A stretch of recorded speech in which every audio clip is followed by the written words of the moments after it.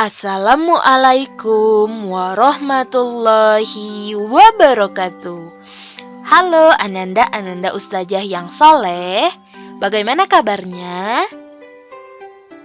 Pastikan Ananda semua masih tetap terus untuk semangat belajar ya. Nah, alhamdulillah kita masih bisa bertemu via suara, yaitu belajar daring. Sebelum kita memulai pembelajaran, yuk kita berdoa terlebih dahulu dengan membaca surat Al-Fatihah di dalam hati masing-masing ya. Berdoa dimulai.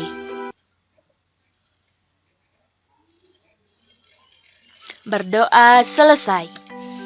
Nah, hari ini kita akan mempelajari tentang menyajikan gagasan, pesan, dan ajakan dalam bentuk iklan, slogan, dan poster bersama Ustazah Wahdini dengan kompetensi dasar 4.4 yaitu menyajikan gagasan, pesan, dan ajakan dalam bentuk iklan, slogan, atau poster secara lisan dan tulis.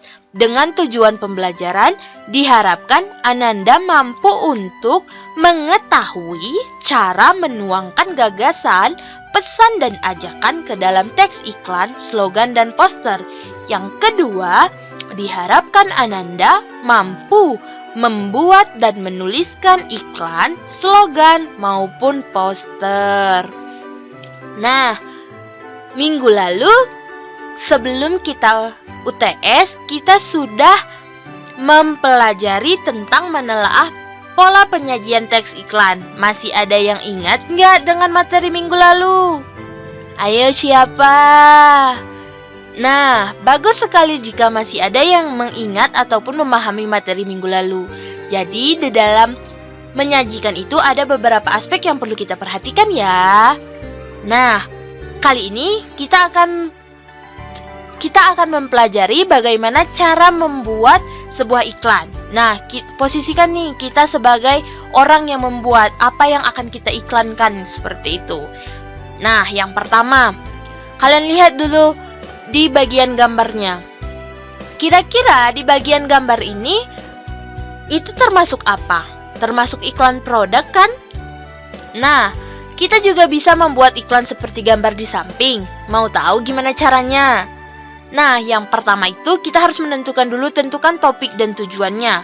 Yang kedua, gunakan gambar untuk lebih menarik. Yang ketiga, kita harus mempelajari nih tujuan produk yang akan kita pasarkan ini untuk apa. Yang keempat, pelajari dan ketahui produk pesaingnya. Jadi, hal apa ataupun yang menjadi ciri khas agar makanan kita itu dikenal ataupun barang-barang yang akan kita dijualkan itu terkenal gitu. Yang kelima, gunakan pilihan kata dan kalimat yang persuasif. Ingat ya Ananda, ketiga teks ini, iklan, slogan, dan poster itu bersifat persuasif. Jadi gimana cara kita menarik pendengar ataupun pembaca agar mau mengikuti ataupun membeli apa yang kita iklankan. Nah, seperti ini. Smart Donut, berarti ini adalah kalimat pembukanya. Ini adalah slogannya, slogan yang bisa menarik pembaca. Bukan slogan dalam artian kata-kata itu saja ya, akan tetapi ini lebih kepada yang namanya bagaimana orang bisa membedakan antara satu makanan dengan makanan yang lain. Nah, kemudian kita harus mengetahui juga bagaimana cara membuat slogan. Yang pertama itu kita harus menentukan tema. Jadi kita kata-kata ataupun slogan kita itu mau motivasi tentang apa. Jadi harus kita tentukan temanya. Yang kedua, gunakan bahasa yang efektif, tidak bertele-tele, dan yang pastinya memotivasi. Yang ketiga, gunakanlah warna yang menarik agar pembaca semakin menarik membaca tulisan kita. Nah, yang ketiga, bagaimana cara membuat poster?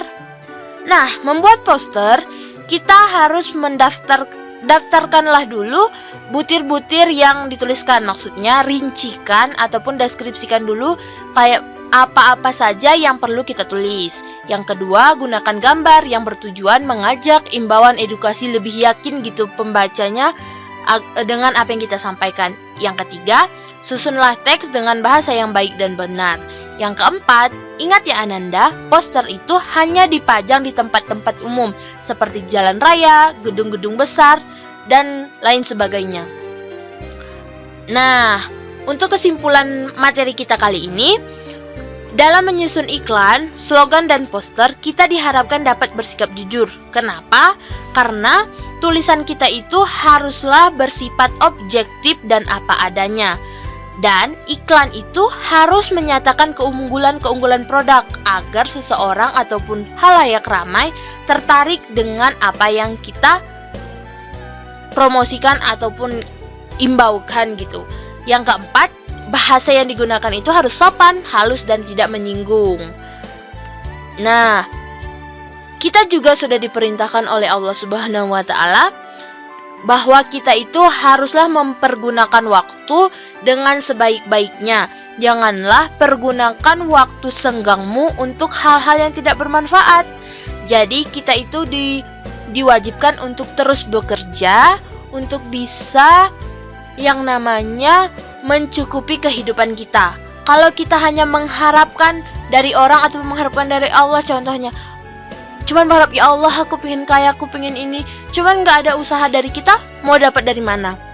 Karena sesungguhnya Allah juga memerintahkan bahwa harus ada terlebih dahulu niat, ikhtiar, dan doa ataupun tawakal. Karena kita udah berusaha dengan semaksimal mungkin, Allah akan menjawabnya.